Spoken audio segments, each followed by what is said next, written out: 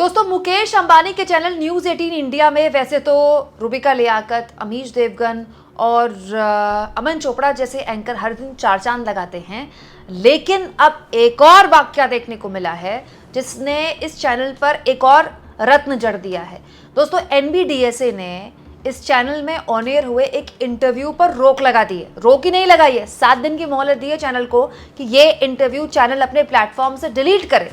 हुआ ये दोस्तों कि 10 जुलाई 2023 को बागेश्वर धाम वाले बाबा पंडित धीरेन्द्र शास्त्री का एक इंटरव्यू चैनल में ऑन एयर हुआ और इस इंटरव्यू के ऑन एयर होने के बाद इस इंटरव्यू को लेकर एनबीडीएसए के पास शिकायत दर्ज कराई गई। इंद्रजीत घोरपड़े ने शिकायत कराई कि ये जो पूरा का पूरा इंटरव्यू है वो अंधविश्वास फैला रहा है। दोस्तों, अब इस पूरे के पूरे मामले में एनबीडीएसए ने साफ तौर पर ये जो शिकायत है इसको सही पाया है और इस पूरे के पूरे शो को देखने के बाद एनबीडीएसए के चेयरपर्सन जस्टिस रिटायर्ड ए के सीकरी ने कहा है, मौजूदा मामले में प्रसारक द्वारा आमंत्रित किए गए दृष्टा ने प्रसारण के दौरान कई दावे किए जो अंधविश्वास को बढ़ावा देते हैं। इसके अलावा प्रसारण के दौरान संत द्वारा हिंदू राष्ट्र और धर्म के संबंध में कई बयान दिए गए जो विभाजनकारी थे, जैसे कि भारत में रहने के लिए सीताराम कहना अनिवार्य होगा। इसके अलावा दोस्तों इसमें कहा गया है कि मुस्लिम पुरुष हिंदू लड़कियों को लव जिहाद में फंसाते हैं और उसके बाद उनकी हत्या करते हैं। मतलब ये बातें अपने शो के दौरान बागेश्वर धाम वाले बाबा ने बोली हैं, जो कि चैनल ने ऑन एयर की हैं। और दोस्तों ये बात रिटायर्ड जस्टिस सीकरी ने नोट की और माना कि ये टोटल गलत है और ये जो पूरा का पूरा शो है ये ना केवल अंधविश्वास फैलाने वाला है बल्कि रिलीजियस डिसहार्मनी फैलाने वाला भी है और ब्लाइंड फेथ मतलब लोगों में अंधभक्ति फैलाने वाला है और इसीलिए इस शो को डिलीट करना चाहिए जल्द से जल्द। 7 दिन की मोहलत दी है शो को। दोस्तों, जो शिकायतकर्ता थे उन्होंने ये कहा है कि भारत एक सेक्युलर मुल्क है। बात भी ठीक है, हम एक सेक्युलर मुल्क हैं। इसमें अगर कोई बैठकर न्यूज़ चैनल में ये कह रहा है कि भारत में अगर रहना है तो सीताराम कहना है, ये उसके सेक्युलर फैब्रिक के लिए गलत है, जो कि बात भी ठीक है। दोस्तों, हमारे देश में ऐसा तो कोई नियम नहीं है कि भारत में रहना है तो राम राम कहना है या भारत में रहना है तो सीताराम कहना है।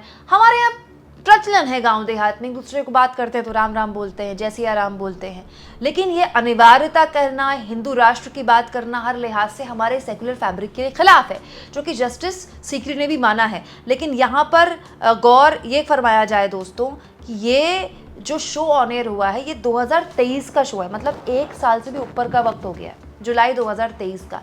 और इस पर फैसला कब एनबीडीएसए ने सुनाया? नवंबर 6। मतलब इस शो को ऑन एयर हुए 1 साल से ऊपर का वक्त बीत गया। इसके बाद तो ऐसे न जाने कितने शोज चैनल में ऑन एयर हो चुके हैं। तो बड़ा सवाल ये है कि ये जो संस्थाएं हैं एनबीडीएसए जो बहुत अच्छा काम करती हैं इस तरह के मसलों पर, क्या उनको इस तरह के मामलों में और क्विक एक्शन नहीं लेना चाहिए, तुरंत एक्शन नहीं होना चाहिए? क्योंकि ये कोई पहला मामला नहीं है दोस्तों, क्योंकि दोस्तों इसी साल 2024 मार्च का ये मामला है जब इसी संस्था एनबीडीएसए ने न केवल न्यूज़ 18 इंडिया बल्कि आज तक और टाइम्स नाउ, नवभारत को भी अपने शोज हटाने के निर्देश दिए थे, क्योंकि तब भी इसी तरह की गलतियां पाई गई थी। इसके अलावा दोस्तों न्यूज़ 18 इंडिया पर तो 50,000 का जुर्माना भी लगा था। 2022 का ये मामला है, अमन चोपड़ा और अमीश देवगन के शो पर 50,000 का जुर्माना भी लग चुका है। लेकिन क्या हुआ?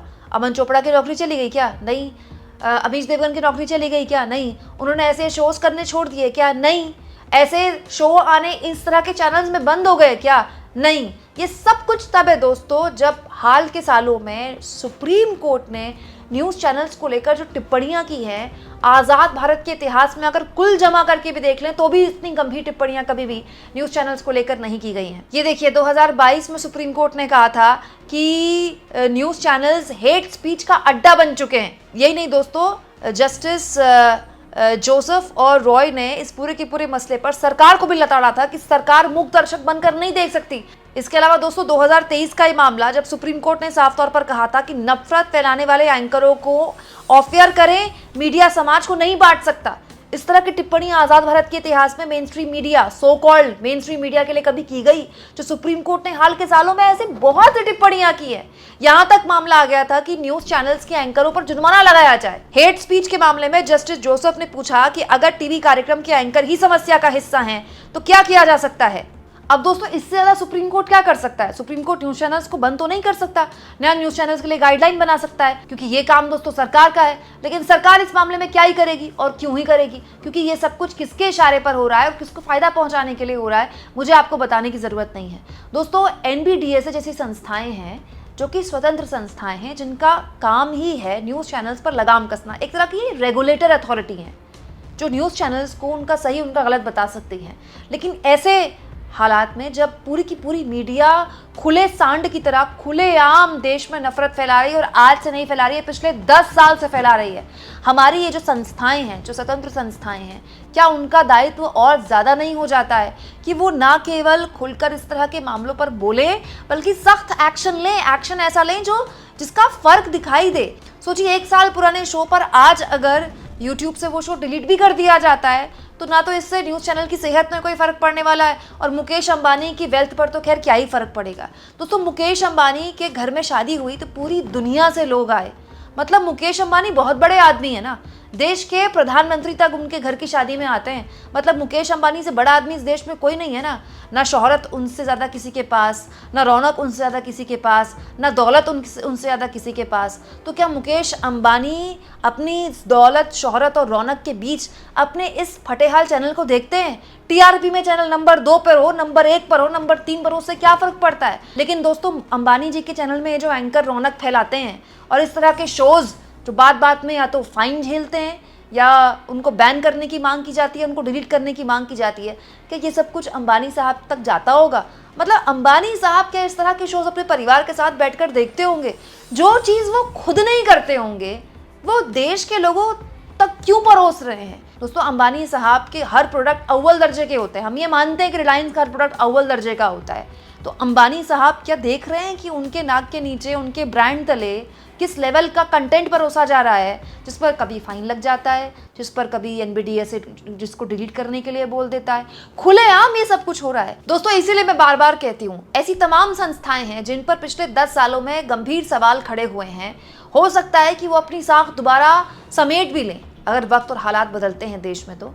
लेकिन मीडिया ने जो साख खोई है ना, इसकी कोई वापसी नहीं है। ऐसा कभी नहीं होने वाला कि कोई चमत्कार हो जाए और मीडिया अपनी जो क्रेडिबिलिटी है उसको वापस हासिल कर ले, क्योंकि विश्वास और भरोसा एक बार टूट जाए तो आप उसको दोबारा हासिल नहीं कर सकते। ये संपादक इन न्यूज़ चैनल्स का हाल जो कर चुके हैं, इसके लिए आने वाला इतिहास इनको कभी माफ़ नहीं करेगा, क्योंकि सरकारें आती जाती रहती हैं, नेताओं को लोग भूल जाते हैं, बड़े बड़े नेताओं को लोग भूल जाते हैं, लेकिन पत्रकारिता का जो हश्र इन संपादकों के रहते हुआ है दोस्तों, इसका कोई अंडू नहीं है। कोई संपादक, कोई न्यूज़ चैनल का मालिक इसको आप ठीक नहीं कर सकता है। आप इस मुद्दे पर क्या सोचते हैं कमेंट बॉक्स में ज़रूर लिखें, और जितना हो सके चैनल को शेयर करें, सब्सक्राइब करें, और थैंक्स और ज्वाइन के ऑप्शन से अगर आप चाहें तो कुछ आर्थिक मदद भी चैनल की ज़रूर करें।